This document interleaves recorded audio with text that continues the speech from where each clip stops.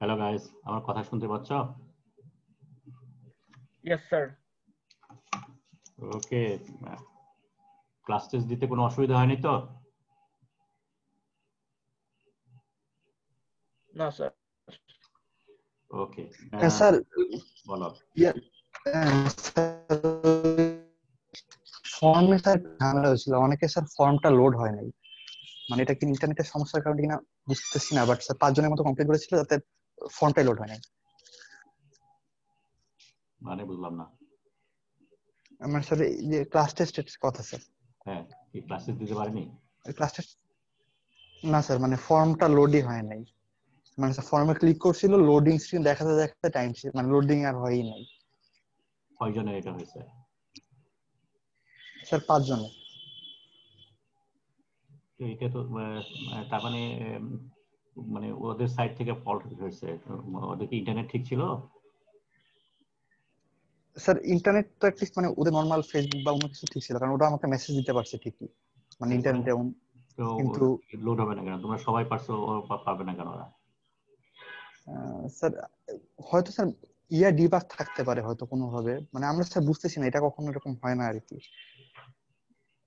Sir. But sir বেশ কয়েকজনের সমস্যা হয়েছে, তো মানে একজন হলে হয়তো বলতাম যে হয়তো ওর ইন্টারনেট কোনো সমস্যা। আচ্ছা ঠিক আছে, এটা আমরা পরে দেখবো। আর তোমাদের সিআর আমাকে একটা কোয়েশ্চেন করেছিল ক্লাস টেস্ট আরো দেওয়ার জন্য। এখন তোমাদের সাথে মনে হয় প্রথমেই আমি আলাপ করেছি যে কোনো জিনিসই দুইটার বেশি দেওয়া যাবে না। সেই হিসেবে আমরা বলেছিলাম যে আমরা দুটো অ্যাসাইনমেন্ট দেব, তার একটা অ্যাসাইনমেন্ট দিয়েছি, আর একটা অ্যাসাইনমেন্ট বাকি আছে। আমরা দুটো ক্লাস টেস্ট নেব, দুটো ক্লাস টেস্ট হয়ে গেছে। দুইটা প্রেজেন্টেশন এবং দুইটা ভাইবা নেওয়ার কথা ছিল। আমরা বলেছি যে প্রেজেন্টেশন এবং ভাইবা আমরা একটা নেব, যেটাকে দুইটা হিসেবে কাউন্ট করব।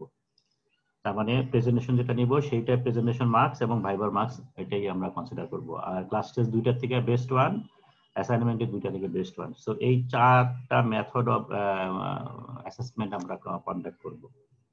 তো সেই হিসেবে আমরা যেহেতু প্রেজেন্টেশন এখনো দেইনি, সো আমরা প্রেজেন্টেশন যখন শেষ হয়ে যাবে তখন আমরা দুইটা প্রেজেন্টেশন দুইটা ভাইবার মার্কস ওখানে আমরা যোগ করব।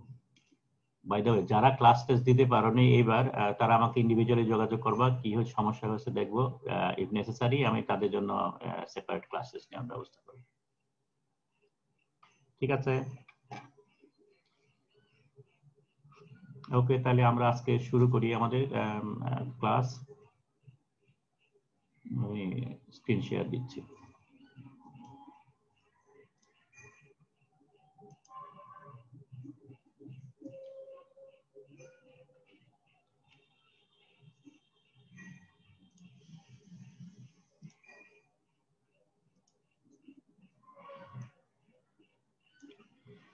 তো আমাদের আজকের ক্লাস হলো melting of cast iron in cupola. আমরা কাস্ট আয়রন সম্বন্ধে আলোচনা করছিলাম। আমরা প্রথম ক্লাসে কাস্ট আয়রনের ক্লাসিফিকেশন দেখেছি, তারপরে মনোমেটালার্জি দেখেছি। সো আজকে আমরা দেখব মেল্টিং প্র্যাকটিস। সো মেল্টিং এর জন্য বেসিক যে ফার্নেস ইউজ করা হয় তার নাম কিউপোলা। সো কিউপোলার মেল্টিং সম্বন্ধে আমরা একটু আলাপ করব। ম্যাটেরিয়াল কি ধরনের ইউজ করা হয়, র ম্যাটেরিয়াল, সেগুলো নিয়ে আলাপ করব। বেসিক অপারেশনটা নিয়ে একটু ডিটেল আলাপ করব। দেন চার্জ ক্যালকুলেশন একটা ইস্যু আছে, সেটা ডিল করব। অ্যান্ড ফাইনালি কেমিক্যাল প্রিন্সিপাল, তার মানে ভিতরে কেমিস্ট্রি যে চেঞ্জগুলো হচ্ছে এবং সেটার কন্ট্রোলিং ভেরিয়েবল ফ্যাক্টরস যেগুলো আছে সেগুলো নিয়ে আমরা একটু আলাপ করব। So these are the issues to be tackled in this class. So cast আয়রনের জন্য, মেল্টিং এর জন্য আমরা বেসিক্যালি যে ধরনের ফার্নেস ইউজ করে থাকি, নানাবিধ ফার্নেস ইউজ করা হয়, যদিও cupola is the principal melting furnace for making cast irons. এছাড়াও ইলেকট্রিক আর্ক ফার্নেস ইউজ করা হয়ে থাকে, ইন্ডাকশন ফার্নেসও আমরা করে থাকি। দেন এয়ার আর রিভারবেটরি ফার্নেস যেগুলো আছে, সার্কুলার একটা ফার্নেস, দুই পাশ থেকে এয়ার অথবা ফিউয়েল ইউজ করা হয়, সেই ধরনের ফার্নেস আমরা ইউজ করে থাকি। ক্রুসিবল ফার্নেস, আমরা ল্যাবে ক্রুসিবল ফার্নেস ইউজ করে থাকি। কিউপোলা ফার্নেস রিলেটিভলি এক্সপেন্সিভ, সো ছোট ছোট ইন্ডাস্ট্রি যেগুলো আছে, ফাউন্ড্রি যেগুলো আছে, তারা কিউপোলা ইউজ করতে পারে না, তারা ক্রুসিবল ইউজ করে থাকে। যেহেতু মেল্টিং টেম্পারেচার কম লাগে, so crucible furnace usually suitable, not overly suitable, but generally suitable to produce cast irons.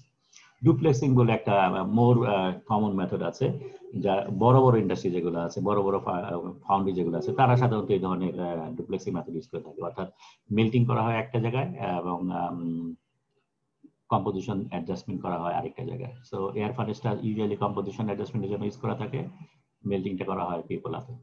Just like still নাওয়াডে আমরা যেটা করে থাকি, আমরা ফর এক্সাম্পল যদি ইন্ডাকশন ফার্নেস ইউজ করে থাকি, ইন্ডাকশনে মেল্টিং করি, আমরা সেকেন্ডারি মেটালার্জি করে লেডেল রিফাইনিং করি। সো এই ধরনের সিস্টেম ডুপ্লেক্সিং বলে, যে দুইটা ফার্নেস ইউজ করা for number one melting and then refining. So যেটাই ইউজ করি না কেন, বেসিক্যালি তিন ধরনের জিনিস আমাদের মূলত কমন, যেমন বেসিক মেল্টিং অপারেশন যেগুলো আছে, সো সলিডটাকে লিকুইড বানানো। একটু খেয়াল করো, একটা আমাদের একটা চার্জ ম্যাটেরিয়ালটা মূলত থাকে, তোমরা জানো যে কাস্ট আয়রন বানাতে গেলে র মেটেরিয়াল হলো পিগ আয়রন। সো পিগ আয়রনের মধ্যেও কম্পোজিশন যদি চিন্তা করি, পিগ আয়রনের বেসিক্যালি সবগুলো কম্পোজিশন এলিমেন্টাল ফর্মে থাকে, অর্থাৎ আয়রন আছে, carbon, silicon, manganese, phosphorus, etcetera. আমাদের কাস্ট আয়রনের যে ফাইনাল প্রোডাক্ট যেটা হয়, সেই কাস্ট আয়রন এলিমেন্টাল ফর্মে থাকে। তার মানে বেসিক্যালি আমরা খুব একটা এখানে স্মেল্টিং খুব একটা করি না, আমরা মূলত এখানে মেল্টিংটাই প্রাধান্য দিয়ে থাকি। অর্থাৎ পিগ আয়রনকে মেল্ট করে কাস্ট আয়রন তৈরি করা হয়। স্মেল্টিংটা যদি আমাদের for the time being ignore করি, যেহেতু পরিমাণে কম হয়ে থাকে। সো বেসিক্যালি আমরা কাস্ট আয়রন তৈরি করার যে ফার্নেস ইউজ করি না কেন, আমরা ইট ইজ এ মেল্টিং অপারেশন, যেটায় সলিডকে লিকুইডে ট্রান্সফার করা হয়। আর কম্পোজিশনের চেঞ্জ যেটা হয়, আলটিমেটলি চার্জ যেটা দেওয়া হচ্ছে, যেহেতু খুব একটা স্মেল্টিং হচ্ছে না, সুতরাং কম্পোজিশনটাই মূলত ডিকটেট করে, র মেটেরিয়াল কম্পোজিশনটাই ডিকটেট করে ফাইনালি আয়রন কম্পোজিশন কেমন হবে, স্ল্যাগ কম্পোজিশন কেমন হবে, etcetera. And control of major, minor and trace element in charge influence properties of iron. আমাদের যেহেতু কাস্ট আয়রনের কথা বলছি, কাস্ট আয়রনের মধ্যে প্রপার্টি কন্ট্রোল করে মেইনলি আমরা বলেছিলাম যে কার্বনের ফর্ম যেটা সেটা, এবং কার্বনের form heavily dependent on composition এবং মাইনর এলিমেন্টস যেগুলো আছে, সিলিকন, ম্যাঙ্গানিজ, কপার, এটসেট্রা, বা আরো কিছু যদি ধরি নিকেল, ক্রোমিয়াম। সো এই মেজর, মাইনর এবং ট্রেস এলিমেন্ট যেগুলো আছে, সেগুলো বেসিক্যালি তাহলে কাস্ট আয়রন কম্পোজিশনকে ইনফ্লুয়েন্স করে। সো এই তিনটা জিনিস মূলত কমন আমি যে ফার্নেসি ইউজ করে থাকি না কেন। Okay, so melting of cast iron in cupola. কিউপোলাটা একটা ভার্টিক্যাল শ্যাফট টাইপের furnace, just like blast furnace, দেখতে মূলত একই রকমের, একটু লম্বা একটা শ্যাফট টাইপের ফার্নেস, এবং তফাৎ একটু আছে। তফাৎটা ফাংশন সার্ভের মধ্যে, যেহেতু ব্লাস্ট ফার্নেসের মধ্যে আমরা র মেটেরিয়াল দেই হলো iron or, so it is oxide product, যেটাকে আমরা রিফাইন করি টু আয়রন, পিগ আয়রন, যেটা হলো এলিমেন্টাল ফর্মে। So heavily smelting operation is carried out inside the blast furnace. On the other hand, কিউপোলাতে just simply melting, আমরা যেটা বলেছি অল্প পরিমাণ স্মেল্টিং হতে পারে। টাইপ অফ চার্জ ইউজড, আমরা ব্লাস্ট ফার্নেসে আমরা দেখেছি এটা র মেটেরিয়ালটা হলো আয়রন ওর, কিন্তু আমরা যখন কাস্ট আয়রন কিউপোলা ইউজ করি কাস্ট আয়রন বানানোর জন্য, তখন আমরা normally pig iron, iron scrap, steel scrap, এই সমস্ত জিনিসগুলো ইউজ করে থাকি। ওকে, সো অ্যাডভান্টেজ যদি দেখি অন্যান্য ফার্নেসের তুলনায় cupola, it is a simple operation, it can be melt continuously. So আমরা কিছুক্ষণ পর পর চার্জ নিতে পারি, অথবা আমরা জাস্ট যে হোলটা দিয়ে, ট্যাপ হোল দিয়ে আয়রন বের হয়, সেই ট্যাপ হোলটা আমরা কন্টিনিউয়াসলি ওপেন রাখতে পারি এবং কন্টিনিউয়াসলি আয়রন পড়তে থাকতে পারে। সো এটাও হতে পারে, অথবা আমরা মনে করি 1 ঘন্টা পর পর ওখানে লিকুইড মেটাল জমতে থাকলো, 1 ঘন্টা পর পর আমি চার্জ করে আয়রনটা বের করে দেবো, সেটা ইন্টারমিডিয়েট পোরিং, সেটাও হতে পারে। It is a low cost operations, very simple একটা ফার্নেস, সিম্পল অপারেশনস, যদিও কেমিস্ট্রিটা লিটল বিট ডিফিকাল্ট, কন্ট্রোল করতে গেলে পরে স্কিল লাগে। ইজি কন্ট্রোল অফ কম্পোজিশন, যদিও ইজি শব্দটা ইউজ করা হচ্ছে, অন্য ফার্নেসগুলোর তুলনায় ইজি ধরা যেতে পারে। Adequate control of temperature, adequate শব্দটা ইউজ করেছে এখানে, ইজি ইউজ করে নেই, ডিফিকাল্ট ইউজ করে নেই, মোটামুটি কন্ট্রোল করা যায়। Obtaining low carbon is difficult. This is the one of disadvantage because of the nature of the furnace. Furnace এর নিচে একটা significant layer of coke থাকে, এবং এই কোকের ফাঁকে ফাঁকে আয়রন গুলা জমতে থাকে, লিকুইড আয়রন বা কাস্ট আয়রন যদি বলি। তো কাস্ট আয়রন জমতে থাকে, অ্যাজ এ রেজাল্ট কাস্ট আয়রনের ভিতরে কোকের থেকে কার্বন ডিফিউজের ভিতরে ঢুকে যায়। সো যেহেতু প্রচুর পরিমাণে কার্বন সোর্স আছে, as a result having low carbon cast iron is difficult. Carbon পরিমাণ ইউজুয়ালি বেশি থাকে। Loss of alloyed elements, high টেম্পারেচারে সিলিকন লস হয়, বিভিন্ন element silicon, manganese, phosphorus gain হয়, ফসফরাস লস হয়, সালফার গেইন হয়। সো কম্পোজিশনে ভেরিয়েশন হয়ে থাকে। Difficulty in attaining high temperature, very high temperature attend করা ইজ ভেরি টাফ।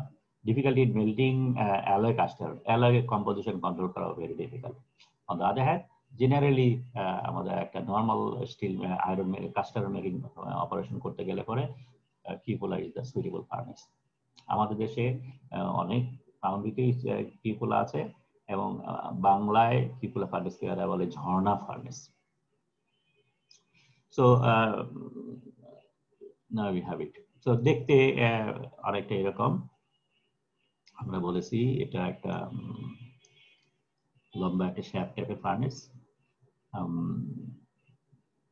যদিও আমরা কিউপোলা শব্দটা ইউজ করে থাকি, কিন্তু বেসিক্যালি এর মধ্যে অনেকগুলো সিস্টেম কাজ করছে বিভিন্ন ধরনের অপারেশন করার জন্য। It has about 10 systems. যেমন the basic unit, this is the cupola main unit. যদি ধরি মেইন ইউনিটের মধ্যে আছে কিউপোলা আছে, এখান দিয়ে আয়রন বা বাতাস। বাই দ্য ওয়ে, ব্লাস্ট এবং এয়ারের মধ্যে তফাৎটা বলতে পারবা? What is the difference between blast and air? Blast এখানে ফোর্সড হাই স্পিড এয়ার কে ব্লাস্ট বলা হয়েছে। ওকে ওকে, ঠিক আছে।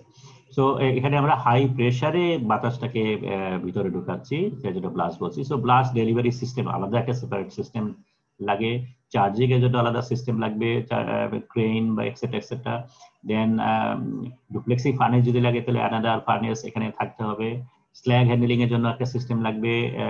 যদি ডুপ্লেক্সিং না থাকে তাহলে পরে এই আরেকটা যে ওপেনিং এর যেটা আছে, যদি আয়রন বেরোবে, সেই আয়রন হ্যান্ডলিং এর জন্য আরেকটা সিস্টেম লাগবে। আর এখান দিয়ে প্রচুর পরিমাণে গ্যাস বেরোয়, সো এই গ্যাস হ্যান্ডলিং এর জন্য একটা সিস্টেম লাগবে, because nowadays environment control is very important. So এর ভিতরে যাতে সালফার ডাইঅক্সাইড, কোকের ভিতরে প্রচুর সালফার থাকে, সো সালফার ডাইঅক্সাইড অথবা কার্বন মনোক্সাইড এক্সেট্রা এক্সেট্রা যাতে বেশি পরিমাণ বেরিয়ে না যায়। সো যে গ্যাসটা বেরিয়ে যাচ্ছে সেই গ্যাসটাকে ক্লিন করে বের করে দিতে হবে, সো তার জন্য একটা সিস্টেম লাগবে। সো এই this are the main system, basic ইউনিটের মধ্যে এগুলো থাকবে।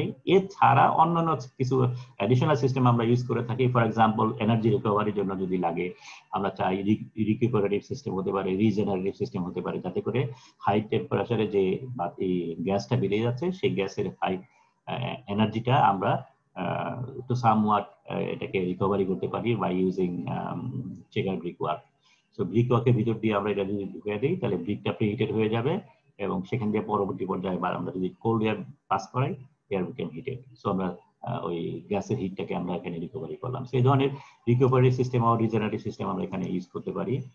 তার এছাড়া অতিরিক্ত যেটা থাকে, তারপরেও প্রচুর পরিমাণ এনার্জি, যেহেতু সিগনিফিকেন্ট কোয়ান্টিটি অফ গ্যাস বেরোচ্ছে এবং তার এমএসটি ক্যালোরি যদি আমরা হিসাব করি, তাহলে পরে টেম্পারেচার যদি 300-350 টেম্পারেচারে বেরিয়ে যায়, রিকভারি সিস্টেম করার পরেও বাকি বা গ্যাস যেটা বেরিয়ে যাবে সেটা অ্যাপ্রক্সিমেটলি 150-100 এরকম টেম্পারেচারে বেরিয়ে যাচ্ছে। So huge quantity of gas 100 ডিগ্রিতে বেরিয়ে যাচ্ছে। এবং আরেকটা ইম্পর্টেন্ট ইস্যু যেটা, সেটা হলো গ্যাসের মধ্যে কার্বন মনোক্সাইড আছে। সো ওই গ্যাসটাকে যদি আমি ফার্দার বার্ন করি, তাহলে পরে আরো এনার্জি জেনারেট করতে পারি। সো এই এনার্জি গুলো নিয়ে আমরা স্টিম জেনারেট করতে পারি, এবং স্টিম জেনারেট করার পরে ওইটাকে আমরা টারবাইনে ইউজ করে পাওয়ার জেনারেট করতে পারি। ইনফ্যাক্ট বড় বড় ইন্ডাস্ট্রি যেগুলো আছে সেগুলোর মধ্যে ভিতরে যত রকমের এনার্জি রিকোয়ারমেন্ট আছে, ইলেকট্রিসিটি যা লাগে, সবগুলো সাধারণত এই ধরনের রিজেনারেটিভ সিস্টেম দিয়ে করা হয়। অ্যান্ড দেন যদি আমরা ওয়াটার কুল কিউপোলা ইউজ করে থাকি, অর্থাৎ রিফ্র্যাক্টরি লাইনিংটা কম বা জিরো, এখানে কুলিং করা হয় পানি দিয়ে, এই ধরনের সিস্টেম যদি হয়, ওয়েট কিউপোলা বলে, সে সমস্ত ক্ষেত্রে একটা ওয়াটার সিস্টেম লাগবে। সো এই ধরনের 10টা সিস্টেম মিলে হলো একটা ওভারঅল কিউপোলা মেল্টিং সিস্টেম। কিউপোলার ক্লাসিফিকেশন বিভিন্নভাবে হতে পারে, তো মেজর ক্লাসিফিকেশন হলো according to the size of the cupola. So cupola size, এটি নাম্বারিং করা হয়। বাই দ্য ওয়ে, একটা জিনিস জানতে চাই, সেটা হলো তোমাদের 242 বলে একটা সেশনাল ছিল, ফুয়েলস এন্ড রিফ্র্যাক্টরি মনে হয় সেশনাল, ওখানে কিউপুলা ডিজাইন করার কথা ছিল, তোমরা কি কিউপুলা ডিজাইন করেছিলে? না স্যার। তো এখন কিউপুলা ডিজাইন শেখানো হয় না? না স্যার, আমাদের 242 তো স্যার ফুয়েলস এন্ড কম্বাশন, আর সরি 342 342 ও সরি 342 রিফ্রাক্টরিজ এন্ড ফার্নেস। ওখানে স্যার কিউপোলা আমাদের ডিজাইন করতে বলে না, জাস্ট আমাদের আমাদের একটা ড্রয়িং দেওয়া হয়েছে, এর ডিফারেন্ট ভিউ আমাদের জেনারেট করতে হবে। ক্রুসিবল ফার্নেসের ক্ষেত্রেও সেম। আমাদের সময় আমরা কিউপুলা ডিজাইন করেছি। ওকে, এ নিয়ে তার মানে এখানে যেটা দাঁড়াচ্ছে সেটা হলো যে কিউপুলা সাইজ 1 নম্বর 2 নম্বর 3 নম্বর সাইজ গুলো করা হয় based on inside diameter. So zero size হলো 18, বাই দ্য ওয়ে এটা সব এফপিএস সিস্টেমের পুরোনো বই থেকে নেওয়া হয়েছে, আইনের বই। সো জিরো সাইজের কিউপুলা হলো 18 ইঞ্চি ডায়ামিটার, ইনার ডায়ামিটার।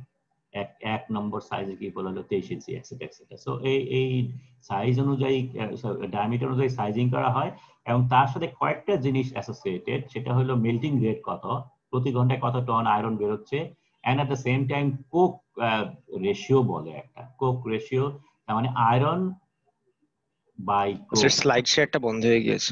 বন্ধ হয়ে গেছে, দেখতে পাচ্ছ না? স্যার আমি দেখতে পাচ্ছি এখনো। তুমি একটু আবার এই স্যার সরি, আসছে, সবাই দেখতে পাচ্ছ?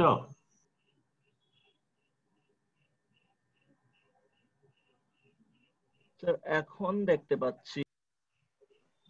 স্যার তাহলে আমি বের হয়ে জয়েন করছি, আপনি কন্টিনিউ করেন। ঠিক আছে। তো এখানে এই যে কোক রেশিও যেটা আছে 6:1, তার মানে 1 টন কোক যদি ইউজ করে থাকি 6 টন আয়রন ইউজ করতে হবে। তো এটা হলো রেশিও, 1 টন কোকের জন্য 12 টন আয়রন। এই ধরনের রেশিও হিসাব করে সাধারণত এই কিউপুলা সাইজ গুলো ডিটারমিন করা হয়। সো তাহলে একটা যদি মনে করো 1 নম্বর সাইজের একটা কিউপুলা যদি হয়, সে যদি রেশিওটা 6 ইউজ করি, তাহলে প্রতি ঘন্টায় 1 টন আয়রন প্রডিউস করবে, এবং তার জন্য 35 এখানে পাউন্ড 35 পাউন্ড কোক লাগবে, এবং তার সাথে 210 6 গুণ বেশি আয়রন লাগবে। ফ্লাক্স দিতে হবে 7 পাউন্ড, বাতাস দিতে হবে 940 পাউন্ড, প্রেসার দিতে হবে 12 আউন্স, টোটাল ব্লোয়ার যেটা করতে হবে সেটা হলো 1040 ব্লোয়ার, সাইজ ব্লোয়ার। সো এই টোটাল এরিয়া অফ দ্য টিউয়ার, এইটা আলটিমেটলি আমরা যখন ডিজাইন করতাম তখন ক্যালকুলেট করতাম যে টিউয়ার সাইজ কত বড় হবে, যেটা ভিতর দিয়ে বাতাস ঢোকানো হবে সেই ছিদ্রটা ওপেনিং এর সাইজ কত হবে, যার ভিতর দিয়ে বাতাস ঢুকবে সেই টিউয়ার সাইজটা কত হবে, সেটা হলো 85 স্কয়ার ইঞ্চ। তো এই হলো কমন প্যারামিটারস যেগুলো একটা ফার্নেস যখন আমরা সিলেক্ট করি তার সাথে এগুলো অ্যাসোসিয়েটেড হয়। So depending on the requirement কোন কিউপুলাটা ইউজ করতে হবে সেটা সেইভাবে সিলেক্ট করা যায়। ওকে, টাইপস অফ কিউপুলা বিভিন্ন ধরনের টাইপস আছে। কনভেনশনাল যেটা, ট্র্যাডিশনাল যেটা, সেটা হলো রিফ্র্যাক্টরি লাইন কিউপুলা। তার মানে আমাদের নরমাল ফার্নেসের মধ্যে রিফ্র্যাক্টরি লাইনিং থাকবে। এছাড়া কতগুলো আছে লাইনিংলেস, তার মানে রিফ্র্যাক্টরি লাইনিং ইউজ করা হয় না, যাতে করে কম্পোজিশন মোটামুটি মার্জিন রাখা সম্ভব হয়। কিন্তু তাহলে কুলিং সিস্টেমের জন্য ওয়াটার কুলিং জ্যাকেট লাগবে, চারিদিক থেকে ওয়াটার কুলিং করা হয় যাতে করে মেল্টডাউন না হয়। ওয়াটার কুল পার্শিয়ালি হতে পারে, সো কিছু লাইনিং দিচ্ছি, কিছু ওয়াটার কুলিং হতে পারে, এটার কম্বিনেশন হতে পারে। আরেকটা আছে ড্রাই বটম, তার মানে without any water, normally factory lining dry bottom.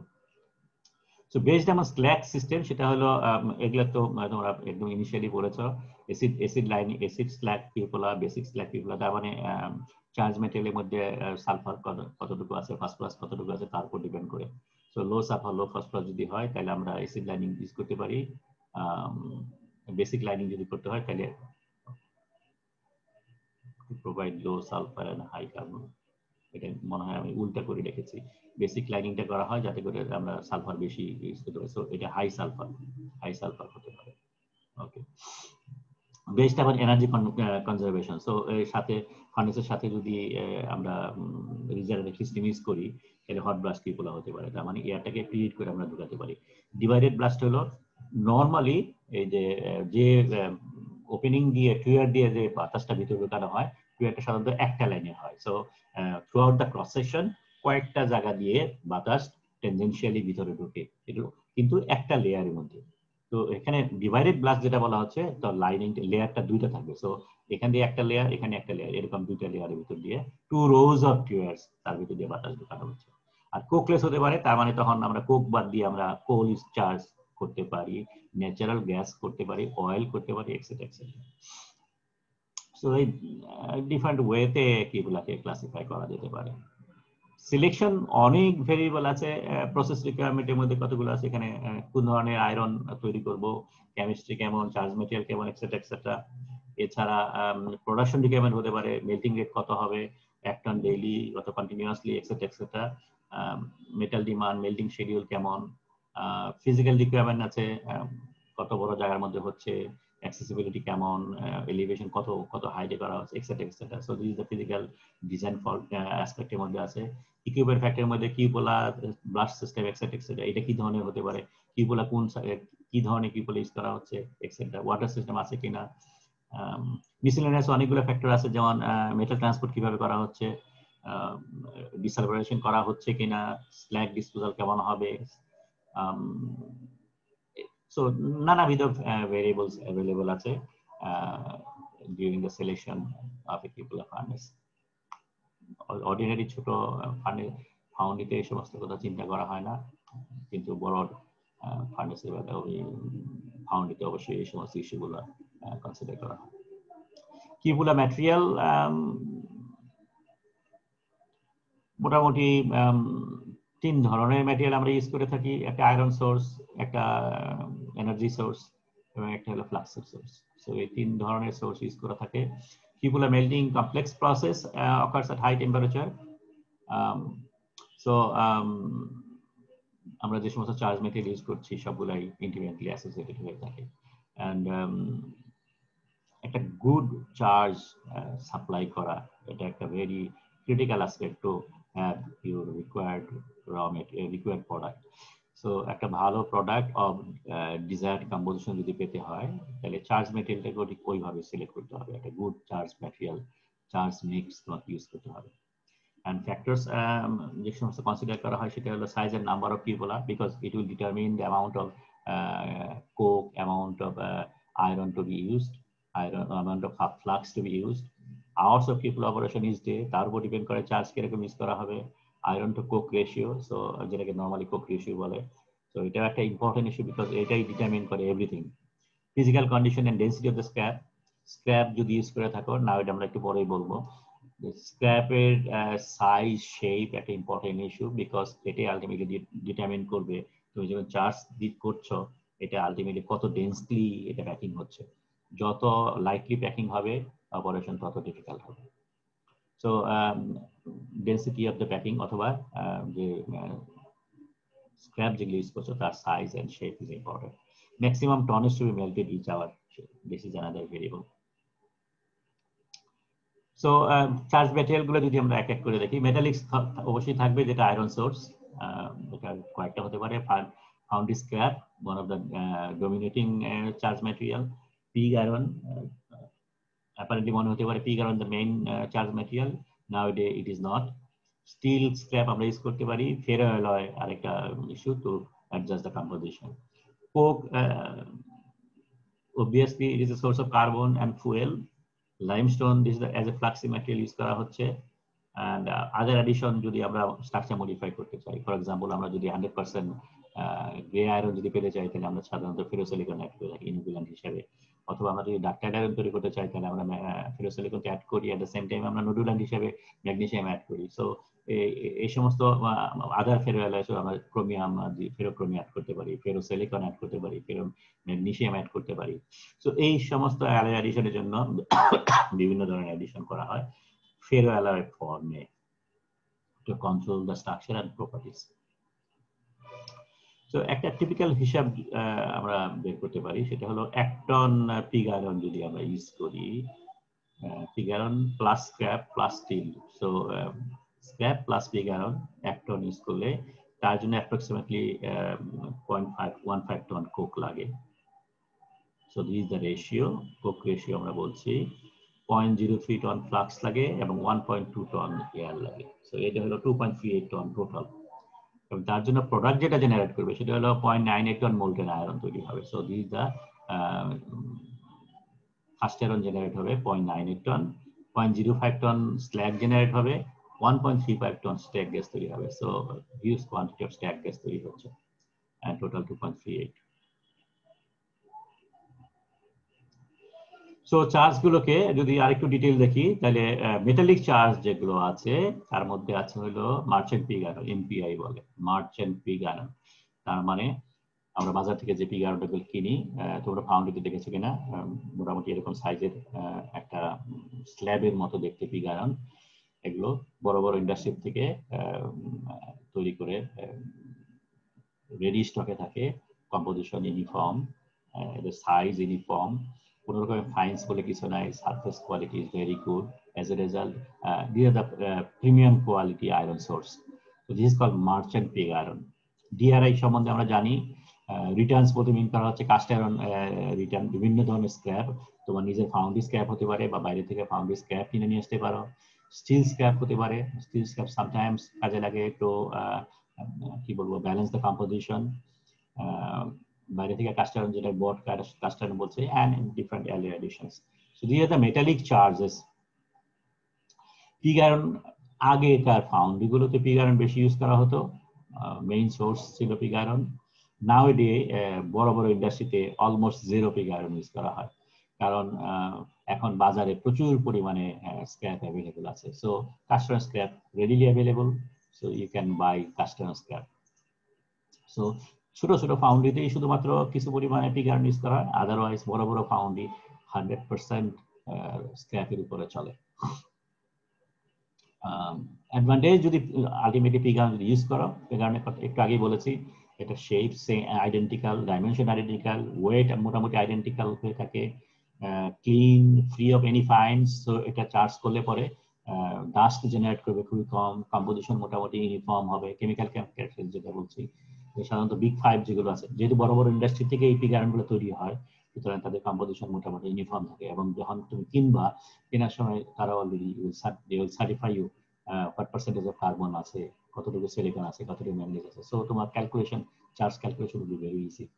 So produce highest yield, যেহেতু ইম্পিউরিটি কম আছে, ক্লিন কম আছে, ফাইন্স কম আছে, resistance to oxidation is very high. So generate no furnace dust. So these are the typical advantages of pig irons. DRI কথা আমরা বলেছি, এটা নিয়ে খুব একটা আমরা আলাপ করবো না, তোমরা স্টিল মেকিং এর সময় DRI সম্বন্ধে ডিটেইল পড়েছো। DRI কিভাবে তৈরি হয় আমরা জানি যে অল্প পরিমাণে এয়ার দিয়ে জাস্ট পার্শিয়ালি অক্সিডাইজ করা হয়। অ্যাজ এ রেজাল্ট এটার মধ্যে ইম্পিউরিটি কম থাকে, কিন্তু বড় একটা ইম্পিউরিটি থাকে, সেটা হলো আয়রন অক্সাইড।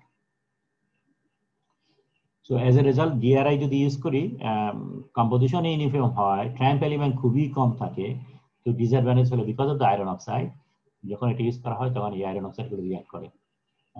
টেম্পারেচার যদি সাফিসিয়েন্ট থাকে, হাই টেম্পারেচার থাকে, তাহলে আমরা জানি যে সিলিকন ডাইঅক্সাইড ভেঙে যায়, অন্যান্য আয়রন ম্যাঙ্গানিজ অক্সাইড ভেঙে যায়, কিন্তু আয়রন অক্সাইড যদি থাকে তখন এটাও ভেঙে যায় না। সো আলটিমেটলি রিঅ্যাকশন গুলোকে তখন ইমব্যালেন্স করে দেয় DRI যদি আমরা বেশি ইউজ করি, because of the presence of this iron oxide. এবং কোক কনজাম্পশন হাই থাকে, অন্যান্য এলিমেন্ট গুলোকে সে অক্সিডাইজ করে দেয়। ফাউন্ডি রিটার্ন যেটা, this is the main charge material আমরা বলছি নাওয়াডে, এবং এর সাইজ, শেপ এন্ড ডেন্সিটি একটা ইম্পর্টেন্ট প্যারামিটার। কম্পোজিশন কিরকম সেটাও একটা ইম্পর্টেন্ট ইস্যু, কারণ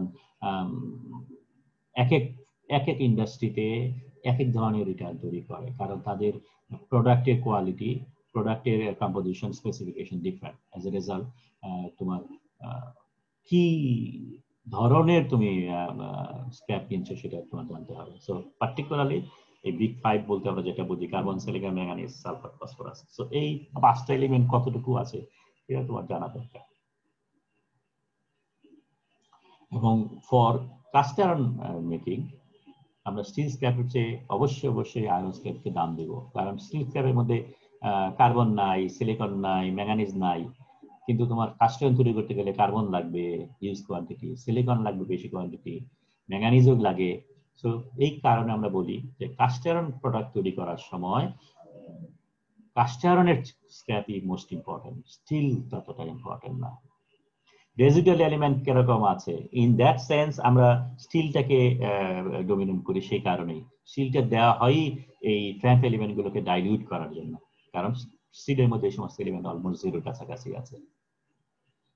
melting in and charge material, so যত ডেন্সিটি বেশি হবে, প্যাকিং যত বেশি হবে, তত মেল্টিং এফিশিয়েন্ট হবে এবং ইল্ড বেশি পাওয়া যাবে।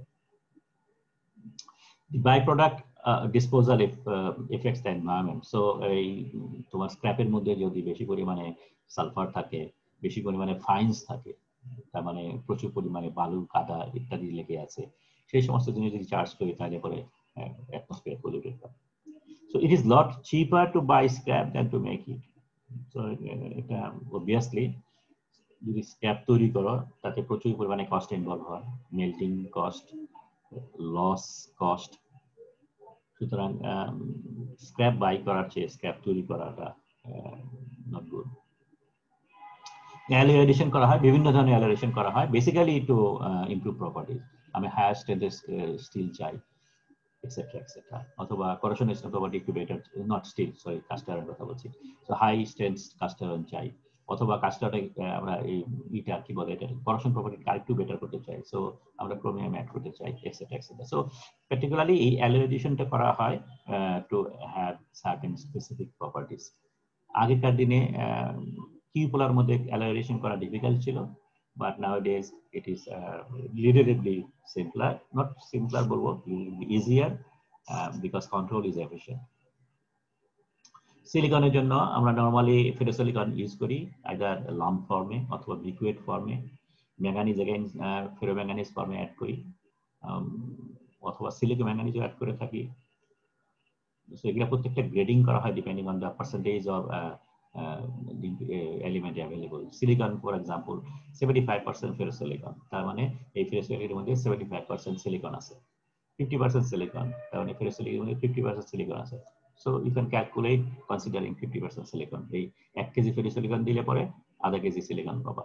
তো এই ধরনের একটা হিসাব করে কম্পোজিশন গুলোকে অ্যাডজাস্ট করা। ম্যাঙ্গানিজের কথা আছে, সামটাইমস এই সিলিকনের মধ্যেও, ফেরোসিলিকনের মধ্যেও, ফেরোম্যাঙ্গানিজের মধ্যেও কার্বন অ্যাড করে দেওয়া হয় যাতে করে কার্বনও কিছু গেইন হয়। ক্রোমিয়াম অ্যাড করা হয় ফেরোক্রোম হিসাবে। কপার সামটাইমস আমরা অ্যাড করি আইদার এলিমেন্টাল ফর্মে অথবা ওয়্যার ফর্মে, ইলেকট্রোলাইটিক কপার আমরা ইউজ করে থাকি, এবং ইট ইজ এ মাইল্ড গ্রাফাইট যারা আমরা আগে বলেছি। সো অপারেশনটা যদি খুব ব্রিফলি আমরা দেখি তাহলে কিউপোলা অপারেশনের মধ্যে প্রথম কাজ অবভিয়াসলি একটা কাস্টিং অপারেশনের পরে লাইনিং গুলোকে মেরামত করা। সো এই লাইনিংটা আগে মেরামত করা হবে, তারপরে এটা হলো ডোর, বটম ডোর একটা সার্কুলার 2 ভাগ করা আছে। সো ডোরটা এরকম ভাবে ওপেন হয়ে যায়, সেরকম ভাবে ওপেন হয়ে যায়, তারপরে এটা আবার বন্ধ করা হয়, বন্ধ করে নিচে একটা লোহার রড দিয়ে এখানে, সো এই রড দিয়ে এটাকে আটকে দেওয়া হয়। সো দরজাটা বন্ধ হয়ে গেল, বটম বন্ধ হয়ে গেল। বটম বন্ধ হয়ে যাওয়ার পরে এই বটমটাকে প্রিপেয়ার করা হয়, তার মানে একটা লাইনিং দেওয়া হয়, লাইনিং রিফ্লেক্টেড লাইনিং দিয়ে তৈরি করা হয়, এবং এটাকে ইনক্লাইন করে ট্যাপ হোলের সাথে এটাকে ইনক্লাইন করে দেওয়া হয়। So this is the tap hole, tap hole মানে যেখান দিয়ে আয়রনটা বের হবে। So this is the tap hole. So এই বটম তৈরি করা হলো, রিফ্লেক্টেড লাইনিং ঠিকমতো করা হলো, এটা হলো স্ল্যাগ হোল যেখানে স্ল্যাগ বের হবে। সো স্ল্যাগ হোলটা ওপেন রিপেয়ার করা হলো। এই যখন সবকিছু রিপেয়ার করা হলো দেন লাইটিং এন্ড বার্নিংটা করবে। সো প্রথমে যেটা করা হয় এই বটমের মধ্যে কিছু কাঠের টুকরা দিয়ে দেওয়া হয়, কাঠের টুকরা দেওয়ার পরে ওটাকে আগুন ধরিয়ে দেওয়া হয়। আগুন ধরে দিলে যখন কাঠের টুকরাটা একদম ভালোভাবে জ্বলা শুরু করলো তখন উপর থেকে কোক ফেলা শুরু করে, অল্প অল্প করে কোক ফেলে। এই দিস ইজ দ্য টুয়েল লাইনিং, এখানে খেয়াল করো এখানে 3টা দেওয়া আছে। সো এটা হলো এয়ার উইন্ড বক্স এবং এটা হলো টুয়েল লাইনিং, তার মানে এখান দিয়ে বাতাস ভিতরের দিকে ঢুকবে। সো এই বটম থেকে শুরু করে 12 লাইনিং এবং তার উপর একটা সার্টেন হাইট পর্যন্ত এই পুরাটা কোক দিয়ে ভরে দেওয়া হয়। So this is the Coke, 100% Coke, nothing else. Coke ভরে দেওয়া হলো।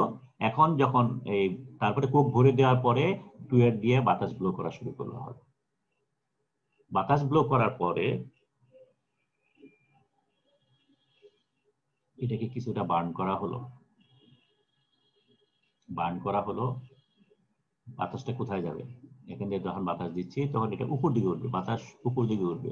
সো বাতাস উপর দিকে ওঠার সময় এটাকে বার্ন করবে কোকটাকে রিঅ্যাক্ট করবে, সো কার্বন মনোক্সাইড জেনারেট করবে ইনিশিয়ালি, কার্বন ডাইঅক্সাইড দেন কার্বন মনোক্সাইড।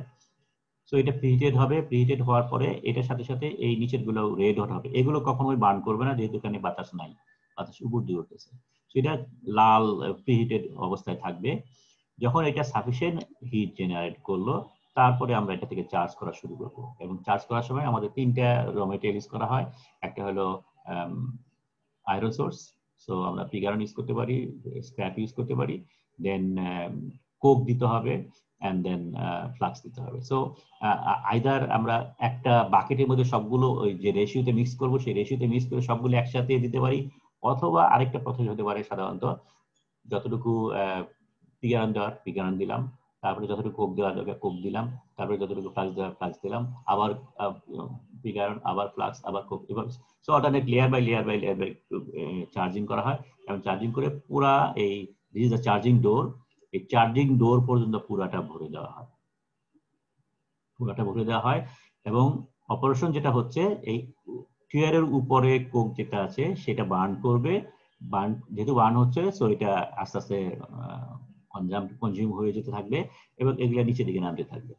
সো এই হিটটা গ্যাসটা উপর দিকে উঠতে থাকবে, এগুলোকে প্রিহিট করবে এবং ultimately temperature, this is the lowest temperature, আনুমানিক 300, 350, 400 হতে পারে, এবং এদিকে যত নিচে যাব তত টেম্পারেচার বাড়তে থাকবে। সো অ্যারাউন্ড 900 কাছাকাছি টেম্পারেচারে সাধারণত এই রিডাকশন কমপ্লিট হতে থাকে যদি কোনো রিডাকশনের প্রয়োজন পড়ে।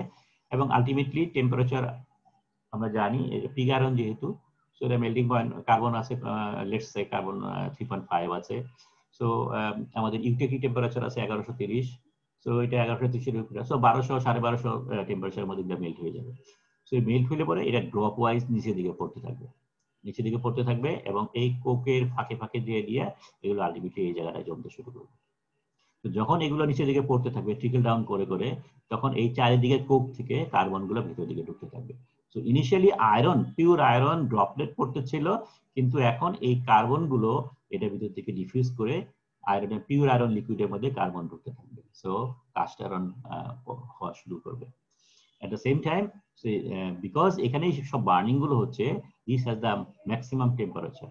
So টেম্পারেচার যখন 1800-1900 কাছাকাছি যাবে, তখন এই জায়গাটার মধ্যে যত এই চার্জের মধ্যে সিলিকন যেটা ছিল, সিলিকা যেটা ছিল, ম্যাঙ্গানিজ অক্সাইড যেগুলো ছিল সেগুলো ভাঙা শুরু করবে।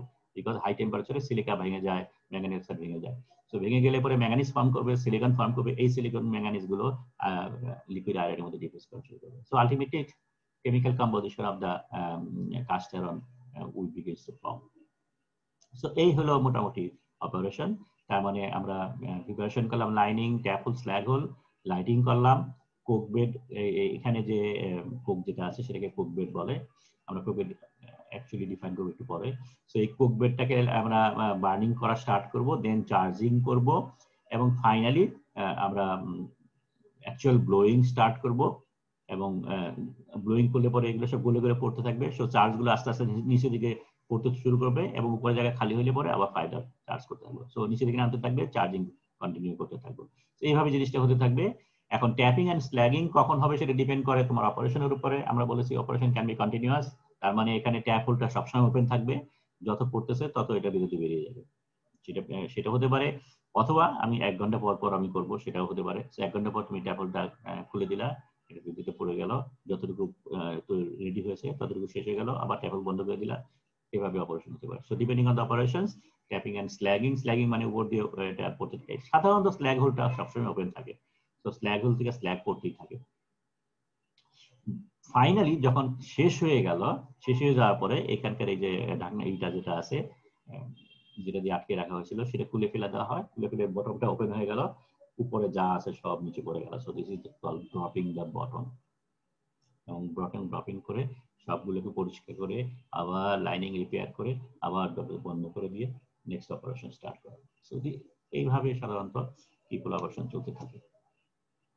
কোক বেডের কথা বলা হলো, this is the most important variable in caste iron making. ঠিক আছে, সো কোক বেড যেটা বলে সেটা হলো এই 2 থেকে চার্জিং উপর পর্যন্ত এইখানে যতটুকু পরিমাণ কোক দেওয়া হচ্ছে এই হাইটটাকে বলে কোক বেড হাইট। ঠিক আছে। তো আমি যেখানে দেখাচ্ছি 2 এর থেকে নিচের গুলো না, নিচের গুলো আমরা বলেছি এখানে বার্নিং হচ্ছে না, কোক যেটা আছে সেটা রেড হট অবস্থায় থাকে, সেগুলো কোনো রিঅ্যাকশনে পার্টিসিপেট করে না, কিন্তু রিঅ্যাকশনে যে এনার্জি জেনারেট যেটা করছে সেটা হলো 2 এর থেকে শুরু করে এই উপর পর্যন্ত যতটুকু হাইট আছে। তো এটা বার্নিং করে করে এটা কনজিউম হতে থাকে, এবং যতটুকু কনজিউম হবে সেই পরিমাণ কোকটাই আমরা ওই যেখানে আবার নতুন করে অ্যাড করি। সো এই হাইটটা সবসময় মেনটেন করা হয় যে এই 2 এর থেকে কতটুকু পরিমাণ একটা হাইট আছে, this is called coke bed height. So the height of the coke above the 2 is defined as coke bed, নিচেরটা না, just above the 2. So preparation, height and burning in the coke bed are among the most critical items in successful Q4 operation because it controls liquid temperature, melting rate and early stages of melting. So for a correct coke bed height, যদি আমরা coke bed যদি ঠিক মতো দিতে পারি তাহলে পরে usually 1500 থেকে শুরু করে 1510 থেকে 1595 এই টেম্পারেচারের মধ্যকার লিকুইড আয়রন সাধারণত 8 মিনিটে স্প্রাউটে বেরিয়ে যাবে। তার মানে তুমি শুরু করার পর থেকে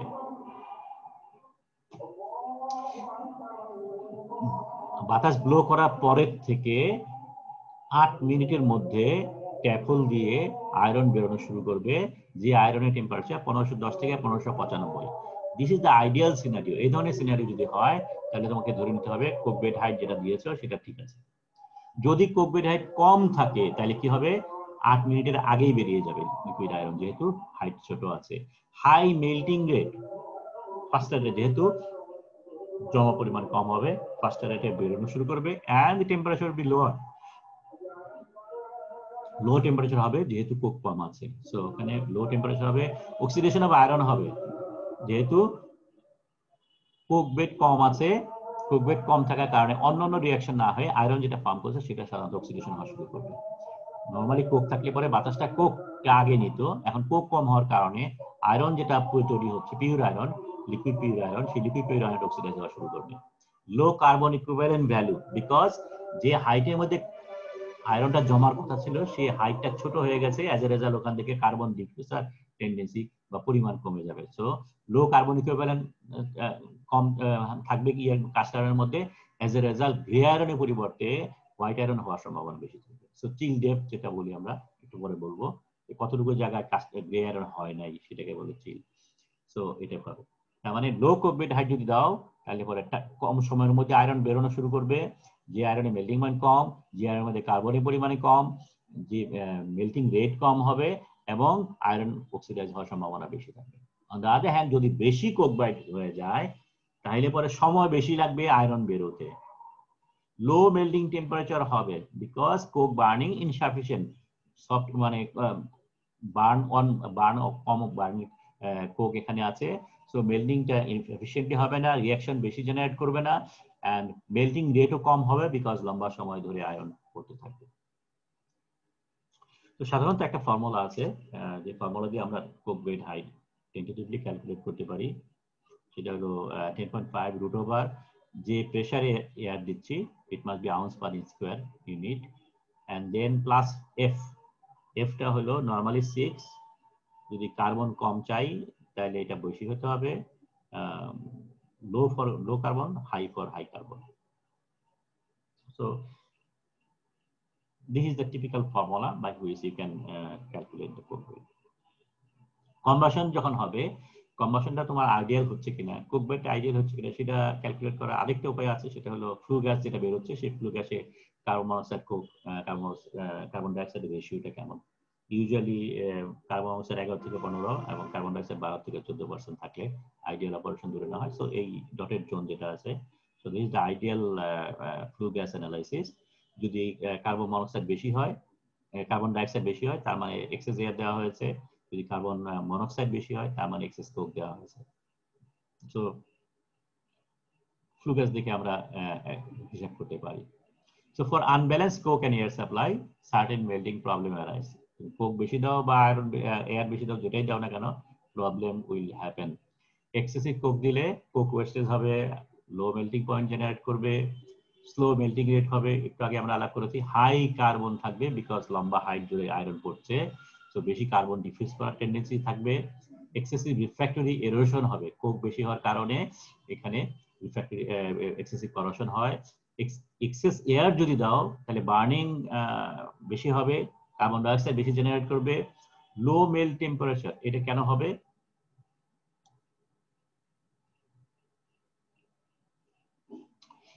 কারণ কোক সাপ্লাই কম, সো এয়ার যেটা দিচ্ছ সেটা বেসিক্যালি সবকিছুকে ডাইলিউট করবে, টেম্পারেচার কমিয়ে দিবে।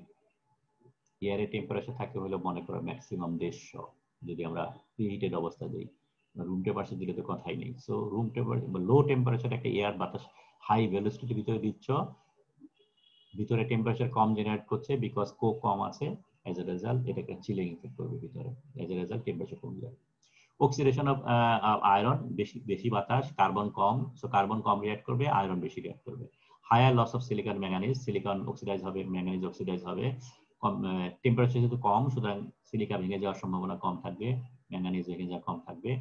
লো carbon in iron, so again কম দিয়েছ, কার্বন কম আয়রন। ইয়েস, এক্সেস আয়রনের ফলে মেল্ট টেম্পারেচার লো হয়, তাহলে এক্সেস কোকের ফলেও আবার মেল্ট টেম্পারেচার লো হয় কিভাবে করে? ওকে, এক্সেস, এটা হলো আমরা এক্সেস এয়ার দিচ্ছি, কার্বন যদি থাকে, এক্সেসিভ কোক এখানে দিচ্ছি কি, কোক তুমি দিচ্ছ কিন্তু কোক বেসিক্যালি বার্নিং হচ্ছে না। এখানে তোমার কোক মনে করো তুমি 1 কেজি কোক দিয়েছো, তার জন্য আইডিয়ালি 5 কেজি বাতাস লাগে, লেটস সে আমরা এটা ক্যালকুলেট করে বের করতে পারি, কার্বন প্লাস অক্সিজেন যেগুলো কার্বন ডাইঅক্সাইড। সো ধরে নিচ্ছি 1 কেজি, ওকে আমরা ফর্মুলা দিয়ে ধরি, 12 কেজি কোকের জন্য আমার লাগে হলো 32 KG oxygen. So this is ideal carbon dioxide generate করতে। এখন এক্সেসিভ কোক মানে হলো তোমার 12 কেজি কোক আছে, তোমার অক্সিজেন আছে হলো 5 KG. As a result reaction যতটা হওয়ার কথা ছিল ততটা রিঅ্যাকশন হবে না, সো হিট জেনারেট করবে না। So this is the low melting temperature. On the other hand, এখানে যেটা হচ্ছে তোমার এক্সেস এয়ার দেওয়া হচ্ছে, বাতাস বেশি আছে, কার্বন কম আছে। সো একটা রিঅ্যাকশন 12 কেজির জন্য 32 কেজি অক্সিজেনের জন্য যতটুকু হিট জেনারেট করছে ভালো কথা, মনে করো let's say 10 calorie heat generate করলো, কিন্তু at the same time low টেম্পারেচারের বাতাস প্রচুর ভিতরে ঢুকছে। সো এই বাতাসগুলো ওই যে হিট জেনারেট করছে সেই হিট গুলোকে ঠান্ডা করে দেবে। So that's why again temperature কমে যাবে। বাতাস যেটা, ঠিক আছে, বোঝা গেছে? Yes sir.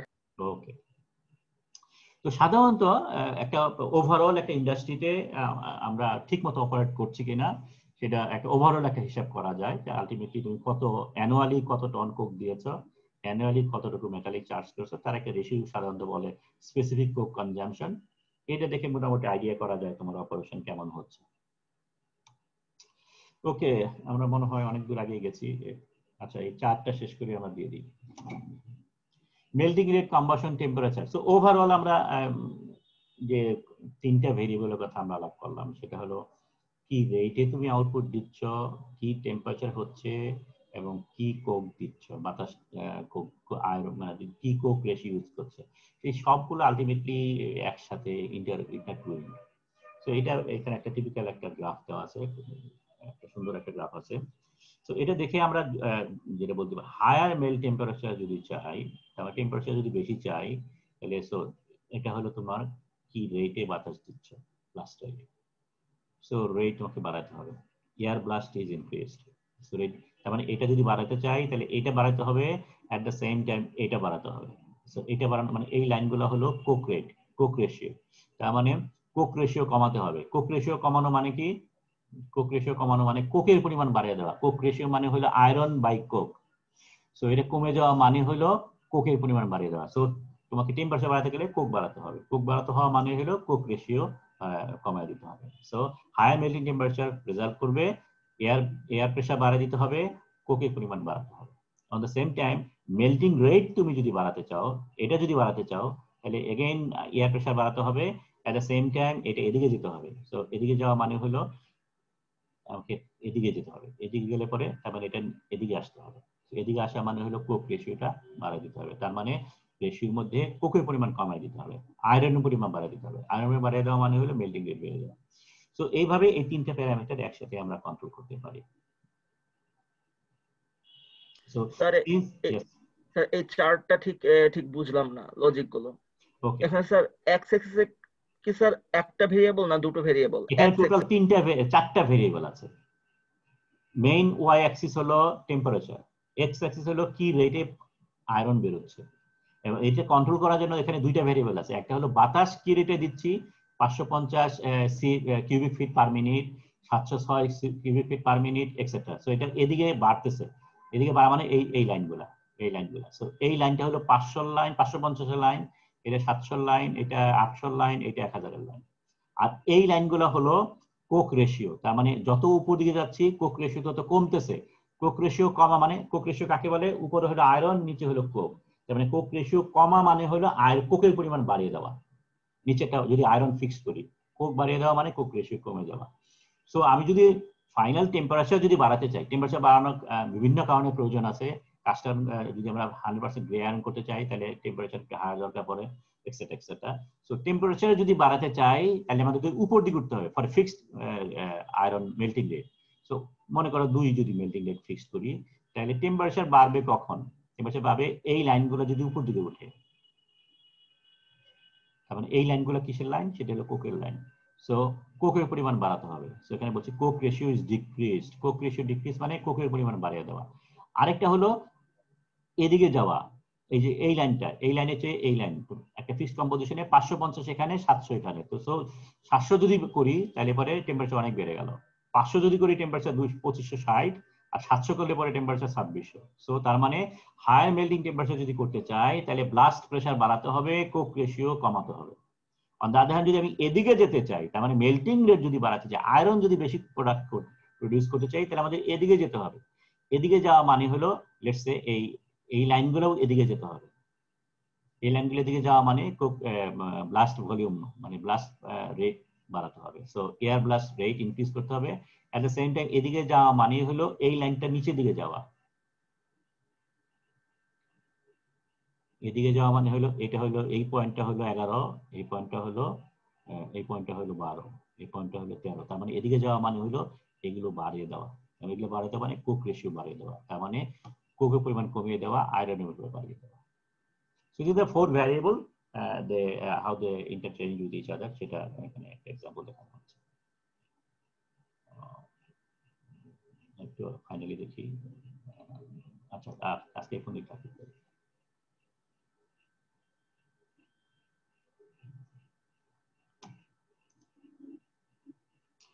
ওকে, আমরা আজকে যেটা দেখার চেষ্টা করলাম সেটা হলো ইন জেনারেল কাস্টার্ড বানানোর জন্য যে ফার্নেসটা ইউজ করা হয় সেটাকে বলে cupola furnace. It is a long shaft furnace. সাধারণত অপারেশন যেটা হয় রাফলি 1/3 অফ দ্য টোটাল হাইট, উপরে 2/3 যেটা আছে সেটা বেসিক্যালি ফ্লু গ্যাস কন্ট্রোলের জন্য ইউজ করা হয়। উপরে বিভিন্ন ধরনের কন্ট্রোলিং সিস্টেম থাকতে পারে যেটা গ্যাসগুলোকে কন্ট্রোল করার জন্য। এবং কিউপোলা সিস্টেম বলতে আমরা যেটা মিন করি সেটা হলো ফার্নেস ইটসেলফ একটা আছে, এছাড়াও এর সাথে অ্যাডিশনাল অনেকগুলো সিস্টেম আমরা ইউজ করি। ফর এক্সাম্পল যদি আমরা লাইনিং যদি ইউজ না করে থাকি, রিফ্র্যাক্টরি লাইনিং যদি ইউজ না করি তাহলে ওয়াটার কুলিং সিস্টেম লাগে, চার্জিং এর জন্য একটা সিস্টেম লাগবে, লিকুইড মেটাল কন্ট্রোল করার জন্য একটা সিস্টেম লাগে যদি আমরা ডুপ্লেক্সিং করতে চাই। সো তার জন্য আলাদা একটা ফার্নেস এখানে প্রোভাইড করতে হবে।